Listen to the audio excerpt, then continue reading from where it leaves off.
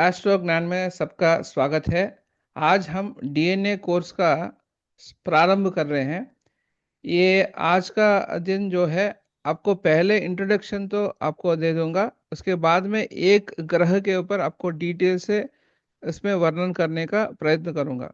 पहले इसके लिए मैं आपको एक विनती आपको कर रहा हूँ कि मैं इसमें क्या, मेरा हिंदी का फ्लुएंसी उससे ज़्यादा नहीं है, इसीलिए मैं थोड़ा ए का यूज़ करके कर रहा हूँ। सब्जेक्ट हम उसमें जो भी मैं सब्जेक्ट में दे रहा हूँ, वो आपको वॉइस वॉइस ओवर, दूसरा वॉइस ओवर दे के वो बोलती रहेगी। आप एक बार सुन लीजिए।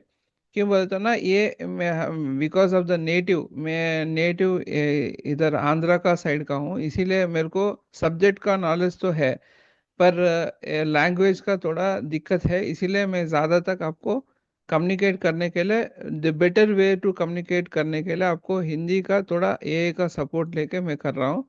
इसीलिए पहले आप एक पहले सुन लीजिए, बीच बीच में आपको मैं उसमें क्या आप नोट करना है मैं बोलते जाऊंगा। आप थोड़ा सब्र करके वीडियो देखने के लिए प्रयत्न करिए, ठीक है। Introduction to DNA Astrology. Lesson 1. DNA ज्योतिष पिछले जन्म का रहस्य। आपके जीवन की परेशानियों का कारण आपके पिछले जन्म के कर्म हो सकते हैं। यह शक्तिशाली ज्ञान आपको आश्चर्यचकित कर देगा। डीएनए ज्योतिष आपके वर्तमान जीवन में ग्रहों और नक्षत्रों के प्रभाव को समझाता है। यह आपके व्यक्तिगत कर्म चक्र का गहन विश्लेषण प्रदान करता है। आत्मज्ञान, सर्वोच्च आध्यात्मिक उन्नति। सूर्य ज्योतिष में आत्मा, आत्मविश्वास, नेतृत्व और सफलता का प्रतीक माना जाता है। यह व्यक्ति के व्यक्तित्व, स्वास्थ्य, करियर, धन, पारिवारिक संबंधों और आध्यात्मिकता पर गहरा प्रभाव डालता है। एक मजबूत सूर्य व्यक्ति में आत्मनिर्भरता, करिश्मा और नेतृत्व क्षमता लाता है, जिससे वह समाज में प्रतिष्ठा और सम्मान प्राप्त करता है। वहीं कमजोर सूर्य आत्मसंदेह, अस्थिरता और जीवन में बाधाओं का कारण बन सकता है। स्वास्थ्य की दृष्टि से सूर्य हृदय, हड्डियों और ऊर्जा स्तर को नियंत्रित करता है। कमजोर सूर्य से हृदय रोग, आंखों की समस्या और थकान जैसी समस्याएं उत्पन्न हो सकती है। करियर में सूर्य सरकारी सेवाओं, प्रशासनिक पदों और उच्च प्रतिष्ठित नौकरियों में सफलता दिलाने में सहायक होता है। यदि सूर्य बलहीन हो तो कार्यस्थल पर संघर्ष, बॉस से मतभेद और करियर में अस्थिरता देखने को मिल सकती है। वित्तीय रूप से यह आर्थिक स्थिरता, ऊंची तनख्वाह और निवेश में लाभ प्रदान करता है, जबकि कमजोर सूर्य धन हानि और अस्थिरता का कारण बन सकता है। पारिवारिक संबंधों में यह पिता और बड़े बुजुर्गों के साथ संबंधों को दर्शाता है। मजबूत सूर्य होने पर व्यक्ति को परिवार में सम्मान और निर्णय लेने की शक्ति मिलती है, जबकि कमजोर सूर्य से पिता से मतभेद और पारिवारिक कलह हो सकती है। दाम्पत्य जीवन में भी सूर्य का बड़ा प्रभाव होता है। जहां मजबूत सूर्य आपसी सम्मान और स्थिरता देता है, वहीं कमजोर सूर्य अहंकार और संघर्ष बढ़ा सकता है। आध्यात्मिक रूप से सूर्य आत्मज्ञान और ईश्वरीय ऊर्जा से जोड़ता है, जिससे व्यक्ति के भीतर सकारात्मकता और आत्मविश्वास बना रहता है। अब तक आप सुने होंगे कि सूर्य और सूर्य का कैसा बल रहता है, और सूर्य का क्या सिग्निफिकेंस है, आपको अभी तक आप सुने सुने। और मैं अभी क्या बोल रहा हूँ, अभी सूर्य का जो भी आप सिग्निफिकेंस है वो पूरा आपको मालूम है, पर एज ए इंट्रोडक्शन मैं सूर्य का पहले बता रहा हूँ। अभी डीएनए के एस्ट्रोलॉजी के हिसाब से डीएनए में सूर्य का बृहस्पति का शाप रहता है। सो ये बृहस्पति के शाप से क्या होगा कि जो सूर्य कहाँ भी आपके जातक में रहता है, उसके ऊपर बृहस्पति का बुरी असर तो रहता है। ये बुरी असर के कारण क्या होता है, बृहस्पति का जो भी कारक है, वो तो बृहस्पति क्या है, मन का शांति का कारक है, धन का कारक है, और पुत्र का कारक है। और मेनली पीस ऑफ माइंड के लिए हम बृहस्पति का ज़्यादा तक लेते हैं। और बृहस्पति का जो भी कारक है वो पूरा आपको कहाँ पे भी सन है आपके जातक में, उसका प्रभाव तो पड़ेगा आपको।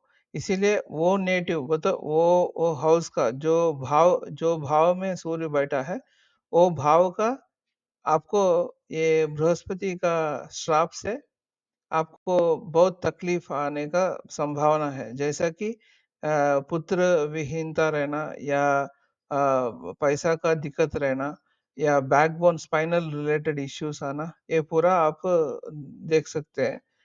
अभी मैं आप फर्दर आप कन्वर्सेशन देख लीजिए। सूर्य को मजबूत करने के लिए प्रतिदिन सूर्य को जल चढ़ाना, आदित्य हृदय स्तोत्र का पाठ करना, लाल रंग का उपयोग करना और गुड़ का दान करना लाभकारी होता है। संक्षेप में, सूर्य का प्रभाव जीवन के हर क्षेत्र में महत्वपूर्ण है और इसे संतुलित करके व्यक्ति अपने जीवन को सफल और सुखद बना सकता है। सूर्य को बृहस्पति का श्राप प्राप्त होता है, जिसे हम भगवान सूर्य के जीवन से भी समझ सकते हैं। शनि, सूर्य के पुत्र होने के बावजूद उनके विचारों में हमेशा मतभेद रहा और वे एक दूसरे को पसंद नहीं करते। इसी प्रकार जन्म कुंडली में जिस भी भाव में सूर्य स्थित होता है, वहां बृहस्पति के श्राप का प्रभाव देखा जाता है। उदाहरण के लिए, यदि सूर्य 11वें भाव में स्थित हो, तो जातक के परिवार के बुजुर्गों के वंश में संतान सुख का अभाव रहेगा या पुत्र से संबंधित समस्याएं उत्पन्न होंगी, जैसे पुत्र का जीवन में अस्थिर रहना, अचानक आने वाली परेशानियां, आर्थिक हानि और जीवन में अनचाही कठिनाइयां। इसके अतिरिक्त ऐसा जातक किसी गुरु पर श्रद्धा नहीं रखता, आध्यात्मिक साधनाओं का पालन नहीं करता और परिवार में संपूर्ण आनंद की अनुभूति नहीं होती। इसी प्रकार सूर्य जिस भी भाव में स्थित होगा, उस स्थान पर बृहस्पति के श्राप का प्रभाव देखने को मिलेगा। अतः प्रत्येक भाव में इस प्रभाव का अध्ययन करना आवश्यक है, ताकि हम जीवन में आने वाली बाधाओं को समयकर उनका समाधान निकाल सकें। वृषभ लग्न के लिए चतुर्थ भाव का स्वामी सूर्य होता है, जो सिंह राशि का स्वामी है। चूंकि सूर्य पर बृहस्पति का श्राप होता है, इसलिए चतुर्थ भाव बृहस्पति के प्रभाव से प्रभावित होगा। इसका परिणाम यह होगा कि जातक की शिक्षा में बाधाएं आएंगी, घर में मानसिक शांति नहीं रहेगी और माता को पीठ दर्द की समस्या हो सकती है। इसके अलावा चतुर्थ भाव तृतीय भाव से दूसरा भाव होता है, जिससे यह संकेत मिलता है कि जातक के भाई बहनों के परिवार में संतान सुख में कमी या संतान से जुड़ी परेशानियां हो सकती है। चतुर्थ भाव नवम भाव से अष्टम भाव भी होता है, जो पिता के ससुराल पक्ष मातामह कुल को दर्शाता है। इसका अर्थ यह हुआ कि जातक के ननिहाल में भी संतान संबंधी समस्याएं, मानसिक अशांति या रीढ़ की हड्डी से जुड़ी बीमारियां हो सकती है। इसी प्रकार जन्म कुंडली के प्रत्येक भाव को अन्य भावों के साथ संबंध स्थापित कर विभिन्न स्तरों पर विश्लेषण किया जा सकता है। अब तक आप सुने होंगे कि सूर्य को बृहस्पति का श्राप है, पर इसका निवारण क्या है? इसका इसका परिष्कार कैसा करना है? आपको रेमेडी मैं बताता हूँ। इसके लिए आप क्या करना है, कहाँ भी आपके जन्म कुंडली में सूर्य है, वो सूर्य के किस भी घर में है, वो घर का दिन आप ले लीजिए और उससे आप कद्दू कद्दू लेके आप गाय को खिलाना है। समझ लें कि आपके मंगल के घर में है, सूर्य मंगल के घर में है। आप क्या करना है, कद्दू लेना है, मंगलवार के दिन आप जाके गाय को आप खिलाना है। ये ऐसा आप 16 16 मंगलवार करना है आपको। वैसे इसी तरह आपके समझ लीजिए कि आपको शुक्र का घर में है, जैसा वृषभ राशि है, नहीं तो तुला राशि में सूर्य भगवान बैठा है। जब आप क्या करते हैं, शुक्रवार के दिन जाके आप कद्दू लेके आपको गाय को खिलाना है। 16 शुक्रवार आपको करना है। इसी प्रकार अभी बृहस्पति के घर में बैठा है समझो, वो तो धनु राशि में या मीन राशि में सूर्य स्थित है। जब आप गुरुवार के दिन कद्दू आपको गाय को खिलाना है, 16 16 गुरुवार आप करना है ऐसा। ऐसा करने से ये श्राप से आप विमुक्त हो जाएँगे। उसके साथ-साथ आपको सुवर्ण का दान भी करना होगा। कहाँ पे भी सूर्य बैठा है, वो उसका उसका जभी भी वो घर में सूर्य आएगा, वो वो मास में आप जाके मंदिर में पुजारी जी को आप सुवर्ण का दान करने से और सूर्य का कंप्लीटली आपको बृहस्पति का श्राप पूरा विमुक्त हो जाएँगे आप। ऐसा कर लीजिए, आपको कंपल्सरी ये श्राप से आप विमुक्त हो जाएँगे। उसके बाद में आपको कुछ दिक्कत तो नहीं आएगा। धन्यवाद।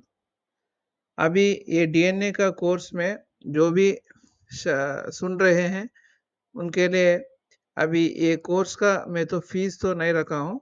उसके लिए आप कुछ गुरुदक्षिणा देने चाह रहे हैं, मैं ये आपको डिस्क्रिप्शन में ये आपको डिटेल्स अभी दिखेगा। आप स्कैन करके गुरुदक्षिणा हमको भेज सकते हैं। धन्यवाद।